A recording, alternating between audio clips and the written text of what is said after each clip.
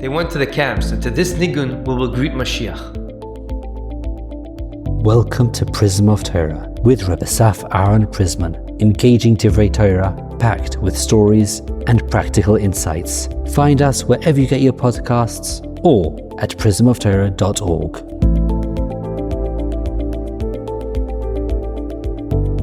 Shalom Vracha. This week's Parshas Beshalach, we have the most fascinating episode perhaps in the history of mankind, where we had the splitting of the sea, Kriyas Yamsuf.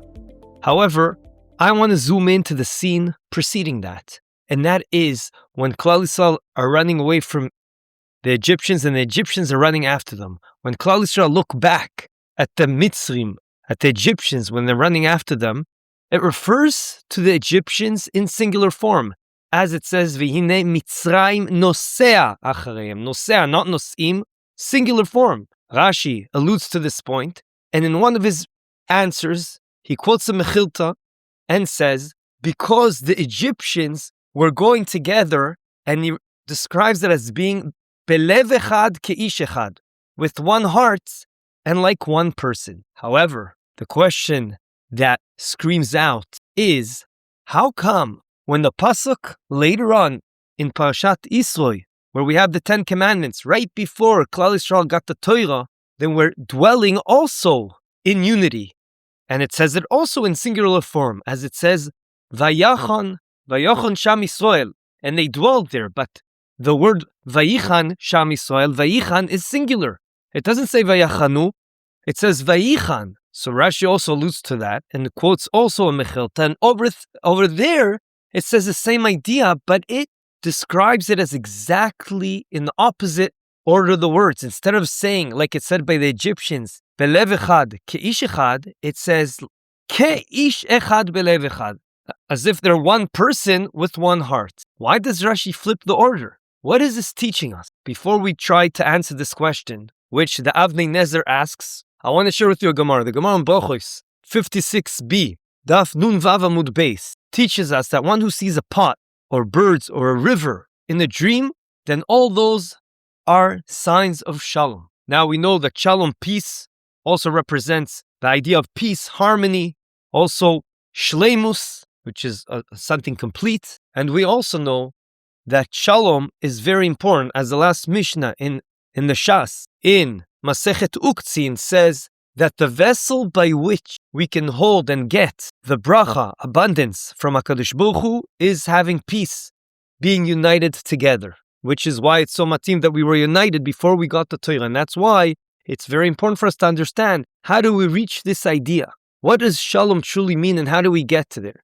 So my chavrusa, Rabbi Chanuch Davidman, showed me a sefer called Tapuach Zahav that wants to explain the uniqueness of river, pots, and birds that are seen in the dream and why they represent this idea of peace and unity. And it's the following. These represent 3 different levels of unity. The lowest level of unity is a pot and a fire.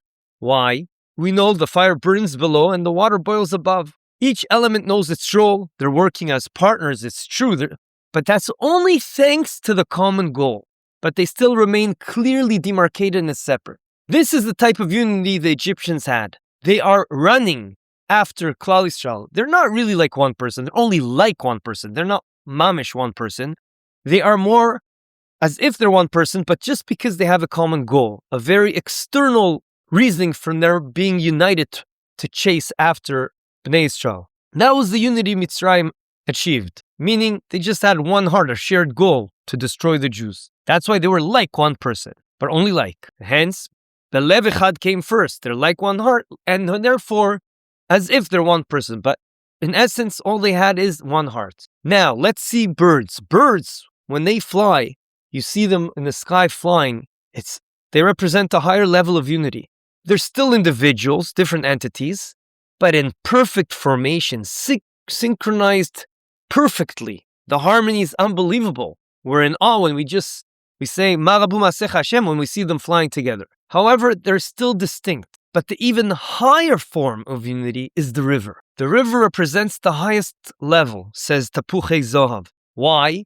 Because one looks at the river and it sees they're literally one. You're going to call it a river. It's not particles of water working nicely together, but rather it's all one river. This is how Klal Yisrael stood at Har Sinai, and that's why they're being described by Rashi, Ke'ish echad belev echad, literally one person first. And why is that? Well, we know, Chazal tell us all the neshamos of Klal Yisrael are connected, and therefore it's Ke'ish echad, and only afterwards follows naturally belev echad. That answers why Rashi describes the Mitzrim belev echad Ke'ish echad, as opposed to Klal Yisrael Ke'ish echad belev echad. But obviously we all want to get to that level because we know that is the vessel by which we can hold and achieve or receive the infinite blessings from HaKadosh Baruch Hu, the abundance. So I would like to share with you how we can reach that level. And that is ensuring that we're in touch and in tune with our spiritual side. And why is that? Because we know the physical world naturally pulls us apart. Every person has their own desires, their own interests, their own agenda. And if you follow the natural pull of the gashmias, of the material side of your body, you'll always end up separated from your fellow Jew. Because gashmias screams out, I want what's good for me, what makes me feel good, what I feel good about. In fact, this is precisely what Rabbeinu Yonah explains, as my other chavruser, Rabbi Baruch Schechter, pointed out to me, the pasuk in Mishlei, Perek Yudchet, pasuk Aleph, Leta'ava yevakesh nifrad. One who chases after their desire, and it, referring to the physical desire, becomes separated. However, if we're all connected to our spiritual side, to our neshama, which is a chelek eloki mimal, as the Gaon Mivilna says, then that connects us and unites us, because that's the shosh, that's the root where we're connected. As Chazal tell us that HaKadosh Baruch Hu, Kutsha Brichu, Oraisa, and the Torah and us are all one, because it's all that spiritual connection. That's what the Nefesh HaChaim says as well in Shar Beis, that all of our neshamas are a common root, Shoresh Knesias Kol Nishmos Yisrael Yachad, which is the root of gathering of all the souls of Klal Yisrael. Perhaps this also explains the deeper meaning of what Chazal teach us in Brachos, Daf, Nun, Daled Amud Aleph, that Talmidei Chachamim Marbim Shalom Ba'olam, Torah scholars, or Talmidei Chachamim, increase peace in the world. Why? Why specifically them? Because Talmidei Chachamim inject the world with Ruchnius, with Torah. That is the source that binds us together, our neshamas together. Yiratzon, that will live life like Klal Yisrael did before getting the Heilige Torah. Ke'ish echad belev echad. And how do we do that? By injecting Ruchnius into our world. I would like to end off with a story which is adapted by Rabbi Tzvi Sitner. I think the story is very fitting. He was saying that there's this big kiruv program that once every year they come with a mix of all kinds of people from across the world, Spanish speakers, Canadians, Americans, and in order to make sure that there's a sense of unity, of achdus, then they made sure that one person will be in charge of every busful. Each busful has around 40 young Jews from around the world. And he said that every year he relatively easily managed to create this unity amongst the people on the bus. However, there's this one year that there was total silence. And then he realized that majority of the bus spoke only Spanish, but the Americans and Canadians, there was too much of a gap to connect. So this bus leader tried to turn to one person, says, what's your name? He said, Paulo. Where are you from? Mexico. Nice to meet you. I'm from Toronto. But then he realized to himself, everything's different about us. 6'5", he's 5'2", he's Sephardi, I'm Ashkenazi, he eats burritos, I eat gefilte fish. Everything's different. There's nothing in common.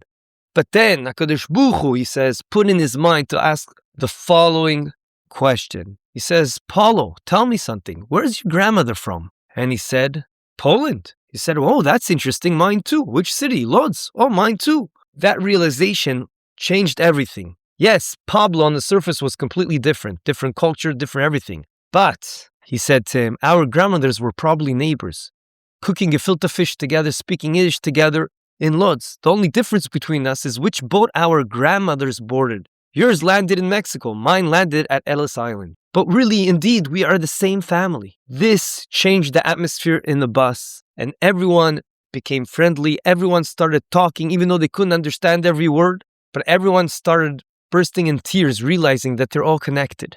There was a certain unity that was not achieved by language, but by something far deeper than that. Days later, they went for the traditional annual walk Friday night on Shabbos in Yerushalayim, in the alley streets over there next to the Koisel. They had a beautiful Suda and they walked through in Meah Shearim, and suddenly they heard amazing singing. The bus leader that's saying the story said, "Come, let's see if they'll let us in." They knocked, the little Chassidishe boy answered, and then he said, "Yes, Tati says you can come in, come in." So 25 young men packed into this small apartment, and it seemed like it wasn't just a regular apartment. It seems like it was a pretty chashuv rav for those Chassidim. At the head of the table sat this Chassidishe Rebbe, long white beard, gold bekeshe shtreimel, surrounded by his sons and talmidim. And then, for some reason, he decided to sing a famous song with a famous nigun, Ani Maamin, Ani Maamin. I believe, be'emunah shleima b'vias HaMashiach, etc. Again and again and again. That little room filled with everyone knowing those words and singing together. Afterwards, when they left, he said, "Do you realize what happened here? This tune was a famous tune composed by Reb Azriel David Fastag, who was a Modzitzer Chassid. They were in one of the trains on the way to the concentration camps, surrounded by Jews being taken to their deaths.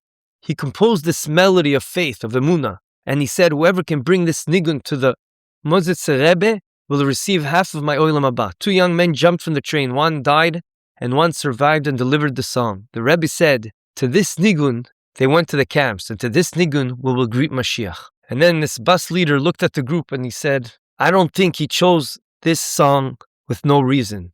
That's not the normal song you sing on Friday night on the Shabbos table.